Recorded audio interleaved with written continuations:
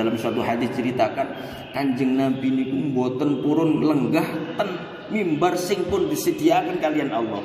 Tapi Kanjeng Nabi ngadeg ngayer ten ngajeni Allah Subhanahu wa taala.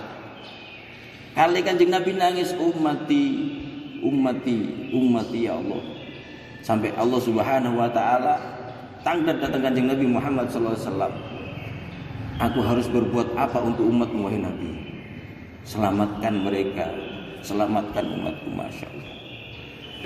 Saking cintai Kanjeng Nabi Muhammad sallallahu alaihi wasallam datang umatnya. Semuanya diberi syafaat. Assalamualaikum warahmatullahi wabarakatuh. Alhamdulillahi rabbil alamin. Wabihi nasta'inu ala umuri dunya waddin. Wassalatu wassalamu ala sayyidil mursalin wa ala alihi wa ashabihi wa man tabi'ahum bi ihsanin ila yaumiddin. Subhanaka la ilma lana illa ma 'allamtana innaka antal alimul hakim.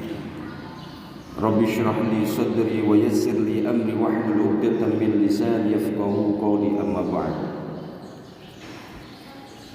Ma'asyiral hadirin wal hadirat jamaah salat subuh Masjid Al-Kamil rahimakumullah wa hafizakumullah. Mudah-mudahan amal soleh, amal ibadah yang kita laksanakan pada kesempatan kali ini benar-benar ikhlas karena Allah Subhanahu wa taala dan mendapatkan nilai ridho dari Allah Subhanahu wa taala. Amin ya rabbal alamin. Jamaah yang dimuliakan Allah Subhanahu wa taala, suatu hari Rasulullah sallallahu alaihi wasallam berwasiat kepada sahabat yang bernama Abu Dzar Al-Ghifari. Beliau mewasiatkan, ya Abu Dzar, wa khudhi zada kamilan fa inna as-safara ba'id. Wahai Abu Dzar, ambillah zat, ambillah sangin, carilah bekal sebanyak-banyaknya, karena sesungguhnya perjalananmu sangatlah jauh. Para ulama menafsiri hadis ini, pertama, wasiat Rasulullah sallallahu alaihi wasallam kepada Abu Dzar tersebut bersifat umum, yang mana tidak hanya khusus pada sahabat Abu Dzar. Kemudian sang atau bekal yang dimaksud di sini adalah ketakwaan, ketaatan, amal soleh untuk persiapan menghadapi kehidupan yang sebenar-benarnya. Kemudian yang dimaksud dengan safar, perjalanan yang sangat jauh, adalah kehidupan dunia ini dibandingkan dengan kehidupan akhirat. Fi yaumin kana miqdaruhu khamsina alf sanah. Dalam Al-Qur'an disebutkan satu harinya akhirat itu adalah 50.000 tahun. Satu hari akhirat 50.000 tahun dunia. Subhanallah, tidak bisa kita bayangkan. Dan mulai penciptaan manusia sampai akhir mendapatkan ridho Allah Subhanahu wa taala, ini ada 13 fase. Dalam riwayat lain 5 fase. Pertama, manusia berada dalam alam ruh, di mana di dalam surat Al-A'raf ayat 172 Allah Subhanahu wa taala berfirman, alastu bi rabbikum qalu bala syahidna. Dulu ketika ruh masih belum terkumpulkan dengan jasad kita, semua ruh berkumpul jadi satu dan dimintai janji oleh Allah Subhanahu wa taala. Alastu birabbikum, kata Allah Subhanahu wa taala, apakah kalian menganggap aku ini Tuhan kalian? Atau tidakkah aku ini adalah Tuhan kalian? Qalu, semua ruh manusia dan jin berikrar, qalu bala, benar wahai Allah, syahidna, kami bersaksi bahwa engkau adalah Tuhan kami. Kemudian fase yang kedua adalah alam rahim atau alam arham, di mana Allah Subhanahu wa taala berfirman di dalam surat Al-Mu'minun ayat 12 sampai 14. Allah Subhanahu wa taala berfirman, "Walaqad khalaqnal insana min sulalatin min tin." Dan sungguh kata Allah Subhanahu wa taala, aku ciptakan manusia min sulalah, dari saripati, min tin, yang diambil dari tanah. Tsumma ja'alnahu nutfatan min qararin makin. Kemudian aku jadikan saripati tersebut nutfah, yaitu sperma, fi qararin makin, yang disimpan di dalam tempat yang kokoh, yang dimaksud adalah rahim. Tsumma khalaqna nutfata 'alaqah. Kemudian sperma tersebut dijadikan oleh Allah Subhanahu wa taala 'alaqah, yaitu segumpal darah. Fa khalaqnal 'alaqata mudghah. Kemudian segumpal darah tersebut dijadikan Allah Subhanahu wa taala masalah 40 hari sebagai gumpalan daging. Fa khalaqnal mudghah idaman. Kemudian gumpalan daging tersebut dijadikan tulang belulang oleh Allah Subhanahu wa taala. Fa kasawnal idama lahma. Kemudian tulang belulang tersebut dibungkus oleh Allah Subhanahu wa taala dengan daging. Tsumma ansha'nahu khalqan akhar. Kemudian diciptakan oleh Allah Subhanahu wa taala dengan bentuk yang lain, artinya bentuk manusia. Fatabarakallahu ahsanul khaliqin. Maha suci Allah Subhanahu wa taala, ahsanul khaliqin, yang mana Allah adalah zat sebaik-baik pencipta. Dan semua manusia tidak ada yang tidak melalui rahim. Semua manusia melalui proses rahim. Kemudian fase yang ketiga yang saat ini adalah alam dunia, di mana dikatakan oleh Nabi Muhammad sallallahu alaihi wasallam, ad-dunya mazra'atul akhirah. Dan dunia itu adalah tempat menanam untuk akhirat. Dunia, manusia diberi kesempatan oleh Allah Subhanahu wa taala untuk mengumpulkan amal soleh. Sehingga Nabi Muhammad SAW bersabda kepada sahabat Abu Dar Al-Ghifari, "Ya Abu Dar, wa khudizat, kamilan, carilah bekal sebanyak-banyaknya. Fa inna safara ba'idun, karena perjalananmu sangatlah jauh." Sebab setelah dunia yang saat ini kita tempati, ada barzakh, kemudian ada akhirat, yang mana proses barzakh itu harus melalui kematian.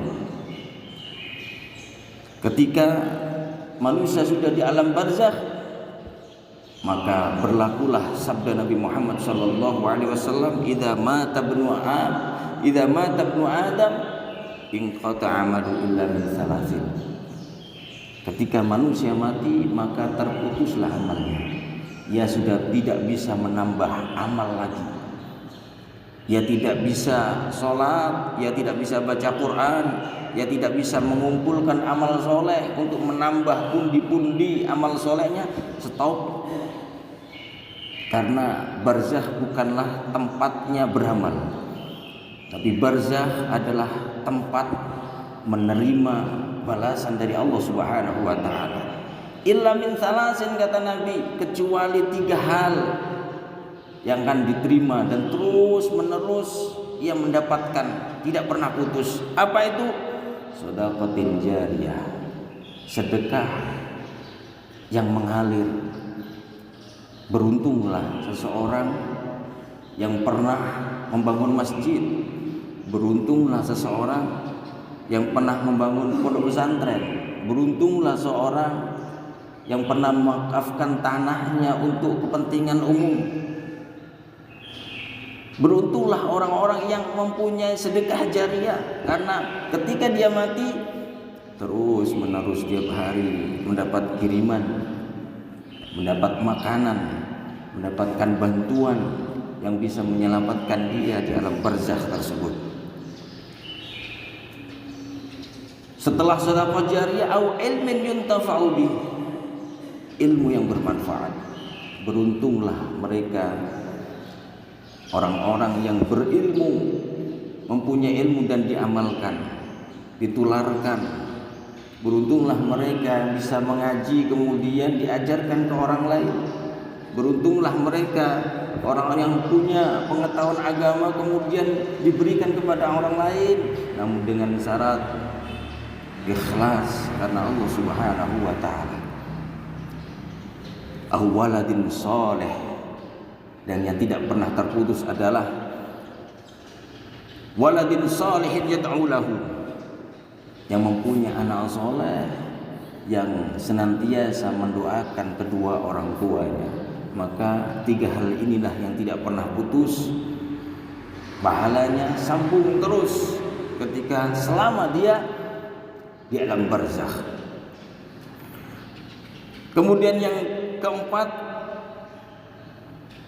yang kelima adalah alam akhirat, dan alam akhirat ini dibagi menjadi 10. Masya Allah, 10 tahapan alam akhirat tersebut. Apa itu? Pertama adalah dinamakan yaumul qiyamah.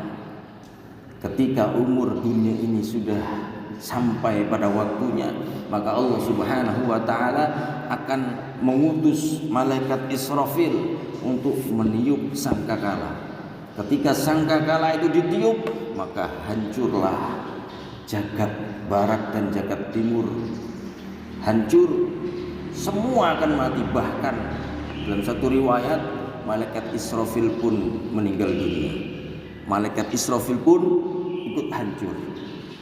Illa azza wa jalla, kecuali Allah Subhanahu wa taala. Sampai kapan? Wallahu a'lam. Kemudian setelah Allah berkehendak untuk membangkitkan, pertama kali dibangkitkan adalah malaikat Israfil. Itu dinamakan hari kebangkitan. Malaikat Israfil dibangunkan oleh Allah Subhanahu wa taala untuk meniup sangkakala yang kedua.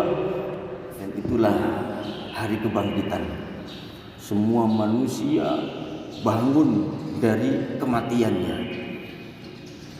Dan itulah yang disabdakan oleh Nabi Muhammad sallallahu alaihi wasallam, "Anan nas yuhsyaruna hufatan uratan ghurlan." Dibangunkan dalam keadaan tidak memakai baju, tidak memakai sandal, telanjang bulat. Sampai-sampai Sayyidah Aisyah bertanya kepada Nabi Muhammad sallallahu alaihi wasallam, "Ya Rasulullah, telanjang bulat ya Allah, ya Rasulullah, bagaimana nanti dengan samping kanan kiri kita?" Kata Nabi, urusannya tidak seperti di dunia. Hari kebangkitan Nabi semuanya mengalami ketakutan yang dahsyat, semuanya memikirkan diri sendiri, semuanya takut tidak selamat dengan hukuman Allah Subhanahu wa taala. Setelah hari kebangkitan, fase yang kedua atau yang ketujuh adalah mahsyar, yaumul mahsyar. Manusia dikumpulkan jadi satu oleh Allah Subhanahu wa taala di yaumil mahsyar, di mana tudnas syamsu, matahari diturunkan. Semua tidak kuat dengan ujian tersebut. Semua menangis kecuali orang-orang yang mempunyai amal soleh di dunia, seperti mereka para penghafal Al-Quran, seperti mereka pemimpin yang adil, seperti mereka orang-orang solihah, istri-istri solihah yang taat kepada suaminya. Dalam satu riwayat mereka akan ditempatkan di tempat VIP, di tempat naungan yang tidak ada naungan kecuali naungan dari Allah Subhanahu wa taala. Kemudian yang kedelapan adalah syafaah, fase syafaat, di mana pada waktu itulah Rasulullah Shallallahu Alaihi Wasallam diberi hak oleh Allah Subhanahu Wa Taala untuk memberikan syafaatul udma.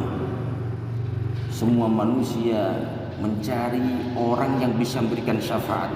Pertama, larilah semua kepada manusia, kepada Nabi Adam, di mana Nabi Adam adalah Abul Bashar, bapaknya manusia. Namun apa kata Nabi Adam? Jangan ke saya pernah berdosa kepada Allah Subhanahu wa taala. Hari ini Allah murka pada saya. Pergilah ke Nabi Nuh. Nabi Nuh juga begitu. Jangan kepada saya pernah berbuat salah kepada Allah. Saya tidak berani memberikan syafaat, Allah murka hari ini padaku. Kemudian Nabi Ibrahim kepada Nabi Musa, Nabi Isa, dan terakhir kepada Nabi Muhammad sallallahu alaihi wasallam. Dan umat Nabi Muhammad sallallahu alaihi wasallam pertama mendapatkan syafaat dari Rasulullah sallallahu alaihi wasallam. Dalam satu riwayat, semua nabi diberi tempat duduk, diberi mimbar min nurin yang terbuat dari cahaya. Semua nabi duduk di mimbar masing-masing. Illa Nabiyuna Muhammad sallallahu alaihi wasallam, kecuali Nabi Muhammad sallallahu alaihi wasallam. Ya Allah, dalam suatu hadis ceritakan Kanjeng Nabi niku mboten purun lenggah ten mimbar sing pun disediakan kalian Allah. Tapi Kanjeng Nabi ngadeg ngayer ten ngajeni Allah Subhanahu wa taala. Kali Kanjeng Nabi nangis, ummati ya Allah. Sampai Allah Subhanahu wa taala tangdat datang Kanjeng Nabi Muhammad SAW. Aku harus berbuat apa untuk umatmu wahai Nabi? Selamatkan mereka, selamatkan umatku. Masya Allah. Saking cintai Kanjeng Nabi Muhammad SAW datang umatnya. Semuanya diberi syafaat. Ada yang mendapatkan syafaat dari Rasulullah SAW.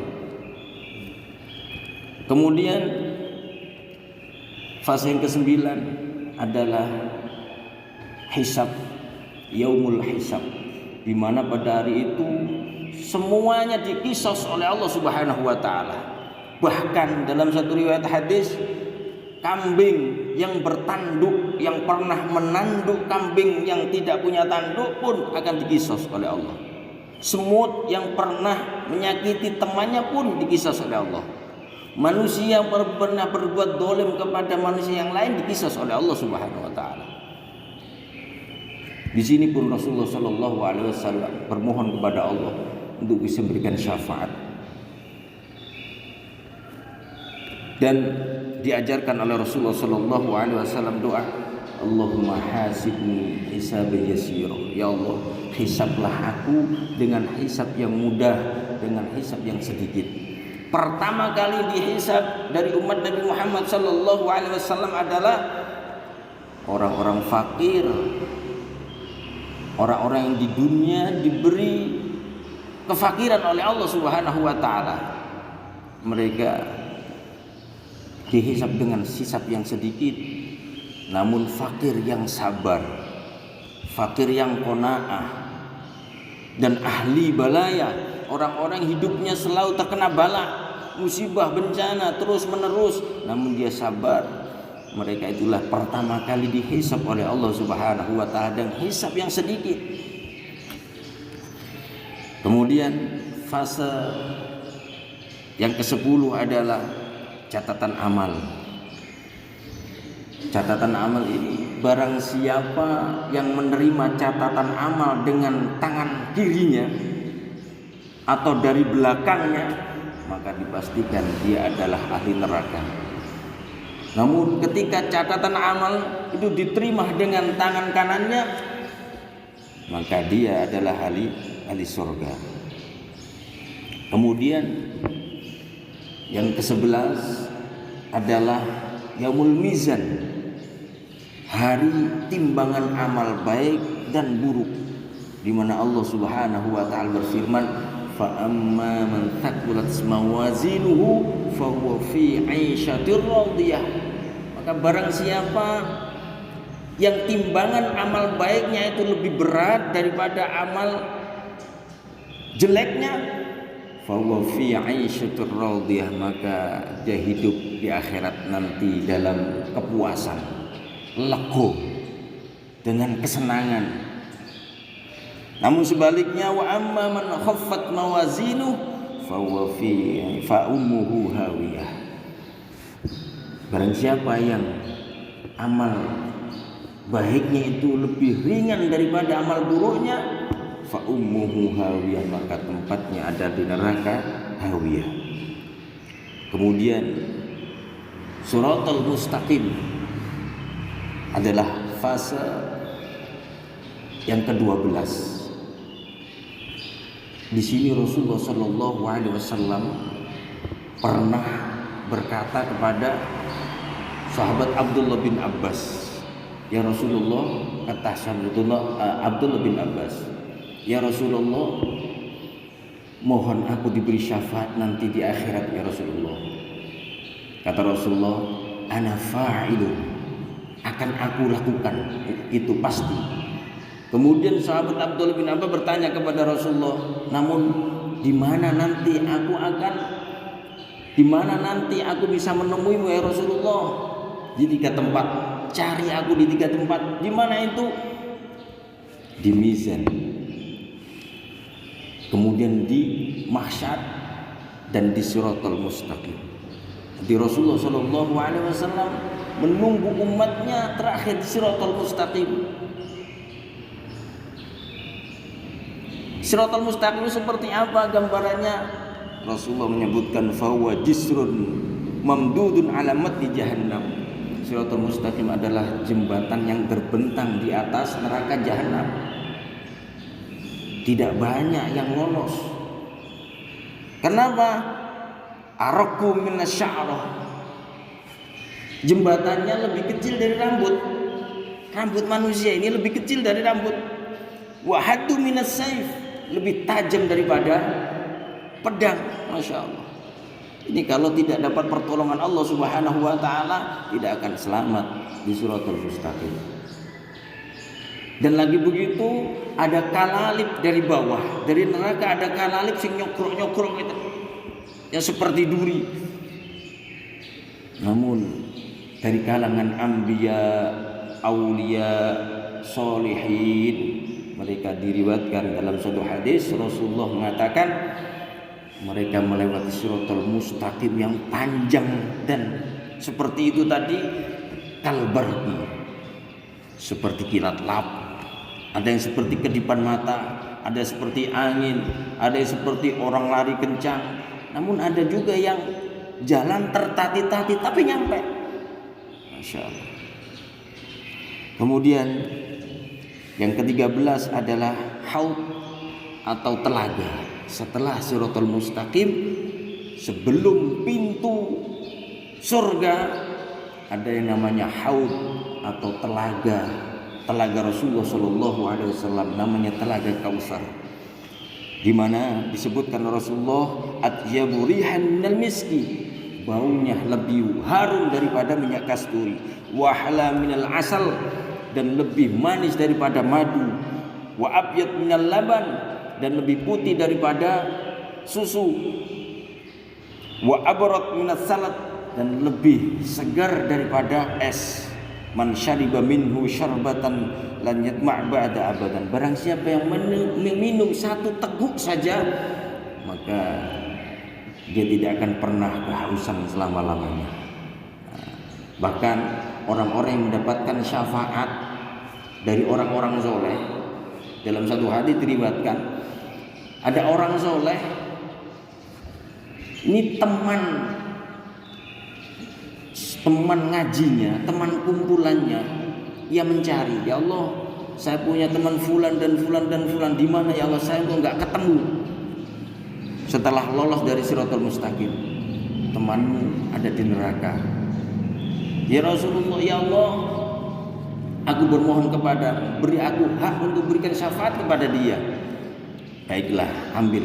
Diambil oleh orang-orang salat tersebut, diambil dari neraka, kemudian diangkat, dimasukkan ke telaga Kausar tersebut.